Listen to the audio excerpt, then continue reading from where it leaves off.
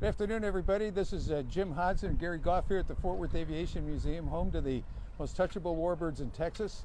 But for today, it's Psycho and Grump. And we're here to give you a debrief on Top Gun Maverick. So, first off, Gary, you want to give a lead into this, or what your basic impressions were? As we remember from the first Top Gun movie, it was all air-to-air. The MiGs, remember the black MiGs with the Russian star on it, and that was what the whole movie was like.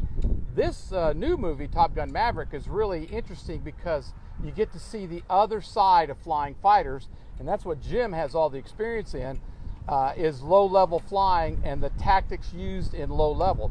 For me, the air-to-air was pretty good that they did in the first movie and also in this movie. And I'm not going to give away any spoilers, but this F-18 right here, I have actually fought, and so when I flew F-15s, so I kind of watched that angle from the movie, and they did a pretty good job. I mean, it's entertainment, and it was very enjoyable in the tactics of how to do a air-to-air engagement.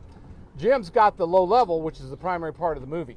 Well, we're going to talk about that too, but as Gary said, we're not going to spoil anything here, at least we hope not. And we think most people have probably seen some of the trailers, so they know what airplanes are involved in the movie. And we've got virtually all the airplanes here, other than a Sukhoi 35 or a Fat Amy. We don't have any Fat Amy's here. An SCF-35, by the way. It's sometimes referred to as Fat Amy or the Battle Penguin. Yes. So we don't have those. But a lot of this movie involves low-level, high-speed flying, and Gary mentioned that was kind of my forte in a lot of the squadrons I was in. We did a lot of it in the OV-10, and Gary, I'm sure, did a lot of low-level work too in the OV-10 as observation work. As a flight instructor in Kingsville, I was one of the low-level instructors, and then when I flew RF-4s. After I went through the basic fighter school, I went into RF-4s, and most of the work we did was low level. We'd be at 4 to... Okay. And we're back. And what Jim was saying, if you were able to hear him, he's doing 450, even the Mach doing a low level, you can almost instantaneously hit your G limit. Yeah. And you'll see that in the movie. And I thought that was pretty well displayed, how they reacted to the G's that you would experience and I experienced in a dogfight. Yeah. And that G training is what Jim and I had to learn. Now they have centrifuge, they have all sorts of much better training to be able to deal with the G's. And what a G force does is as you increase the G's, the F-15 could go to 9 G's, so you take 9 times your body weight. So if you're 200 pounds in the seat, you're almost a ton in the seat physically.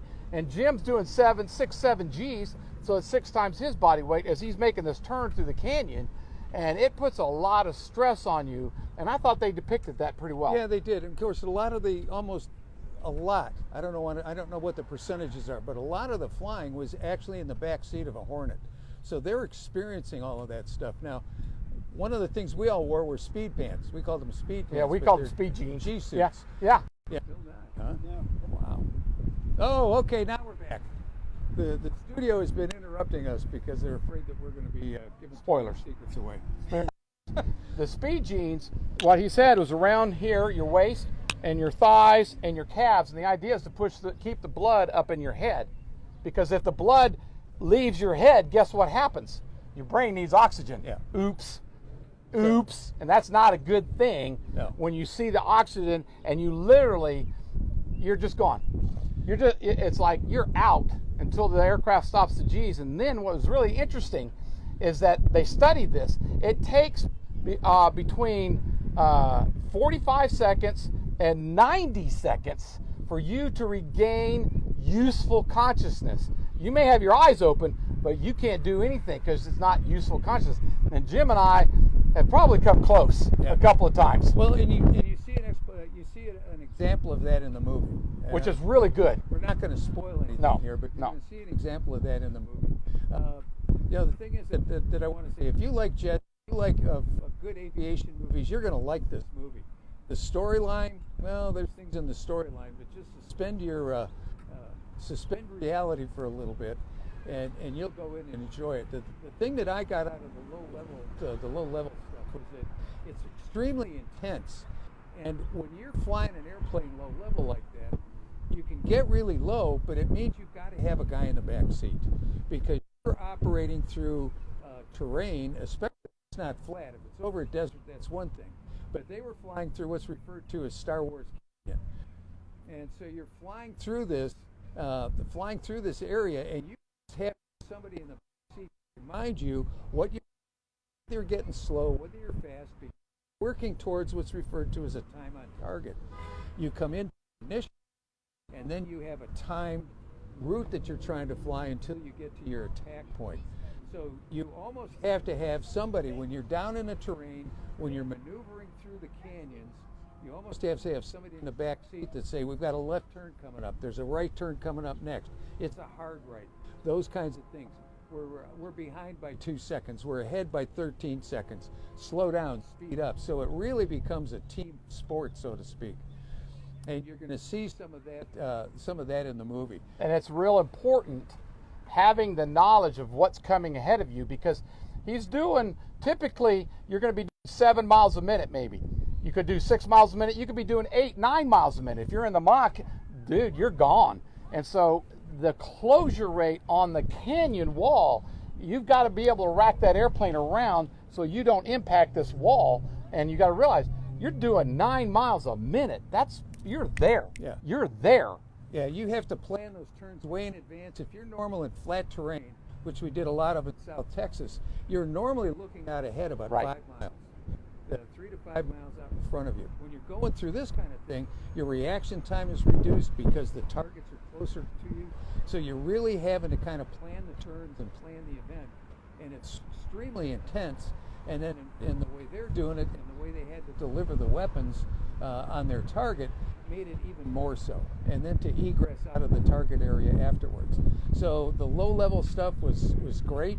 I mean, it was an exciting movie from that standpoint, watching some of the things that go on. There are airplanes that come into this, and the air portion of it that you look and you see this encounter. You know, some of these encounters that are air to air. And one of the things I really liked was the radio calls and the radio communication, because it was obvious that somebody had actually listened to the experts when they're talking about whether they've got a clear picture or whether there's smoke in the air and things like that. So it was obvious. And then the brake turns. Now, this isn't a spoiler, but I'm going to tell everybody that's going to go and see it, pay attention to the dialogue. Yes. Pay attention. That dialogue is important. Because throughout the entire movie, there are lots of little homages back to the first movie. So if you're a Top Gun-aholic, you're going to like I did. You're going to love it.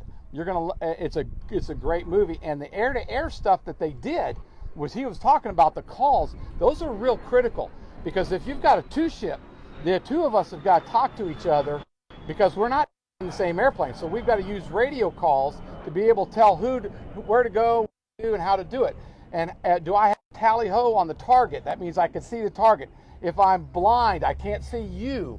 That type of stuff. So these code words that we use, that they use in the movie, which was very good, and it's really good. You get to see the training that's involved to try and get mainly a gun kill. That's what Maverick was trying to teach them, and that is real critical, because you have to get basically behind the target, typically about 1,000 to 1,500 feet for a good gun kill, and that's shooting the cannon outside of this F-18. And so when you come through like this, you'll see him turn. What do you do? Do you go and do 2 circle fight, or does the guy turn in here like this, and now you've got a 1 circle fight? All that stuff was a fair representation. I was really happy to see. And when you go gun kill, or you say kill. You just go, yep, that's exactly what the position looks like. It's really hard it's really hard to go from here to here, because this guy doesn't like you and he's not going to let you do it. Well, Gary showed you something with their hands. There's like 3 rules of air combat. Oh, God, yes. Yeah, you know, this started in World War I and developed from there, and it's still true today.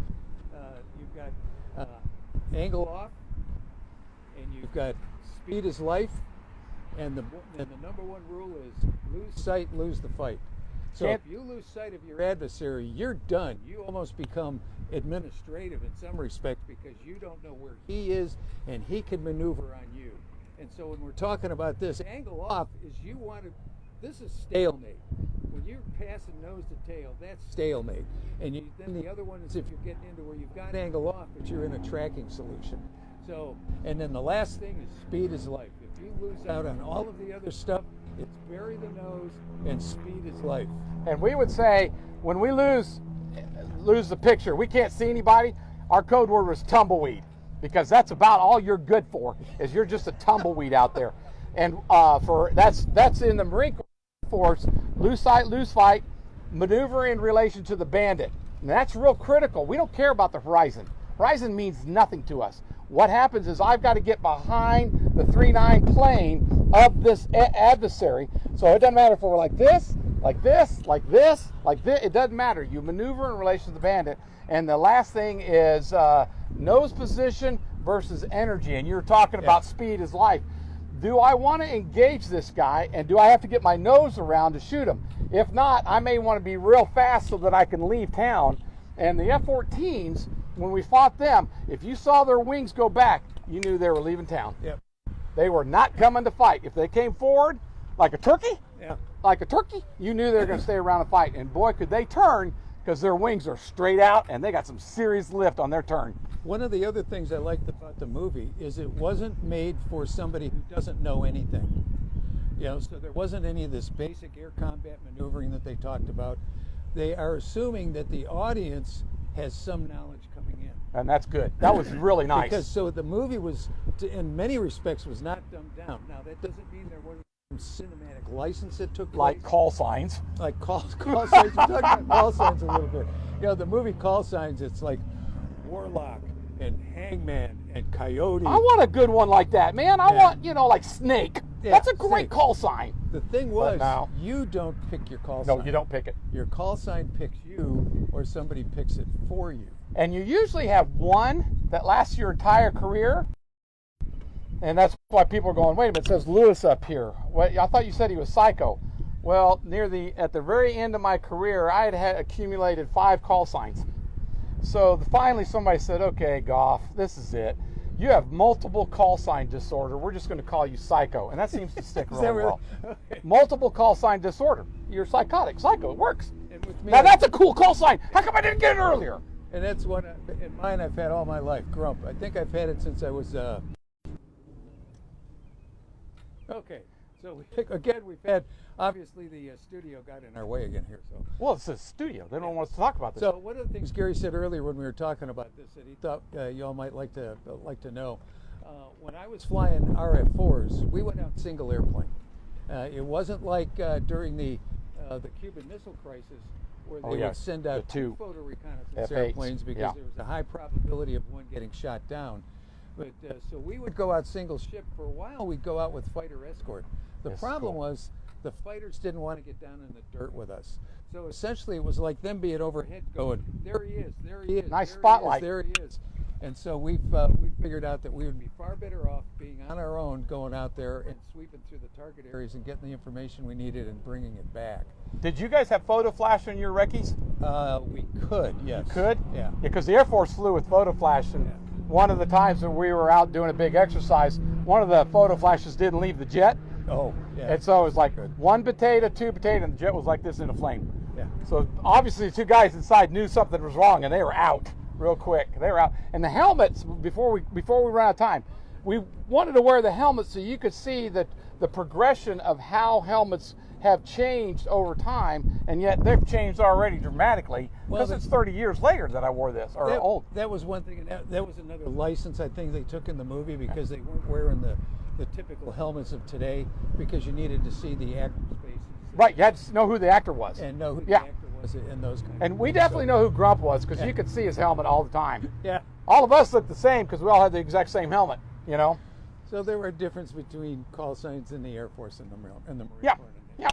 So at any rate, I think the bottom line here is go see it, find it on the biggest screen you can possibly see it on, and don't be afraid to sit up close. and just really enjoy it. It's an enjoyable movie. Yeah. Like I said, there are things, and anybody who's flown in the military is going to go, you couldn't do that, or you'd lose your wings over that, or wait a minute, Cruz would have been almost in his 60s. That wouldn't happen. And another one that I saw is that, how did an 06 in the Navy come to own a P-51? So at any rate, there's stuff. But you're going to enjoy the movie, especially the flying parts of it.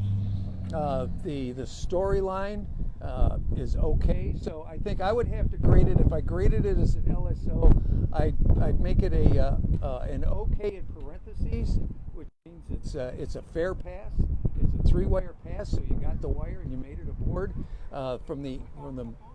From the aviation side as opposed to the cheese side, I think the aviation is way high. Cheese is, there's a little cheese. But that's entertainment, man. But that's entertainment. Yeah, so if you got guys who flew this and they're just being haters, just ignore them. One thing I did want to mention, when the first one took place back in the 80s, I was already out of the military by then and working with the airlines. But I knew guys who were in active duty squadrons, in the F-4 squadrons and the F-14 squadrons. They went to the theater in their flight gear.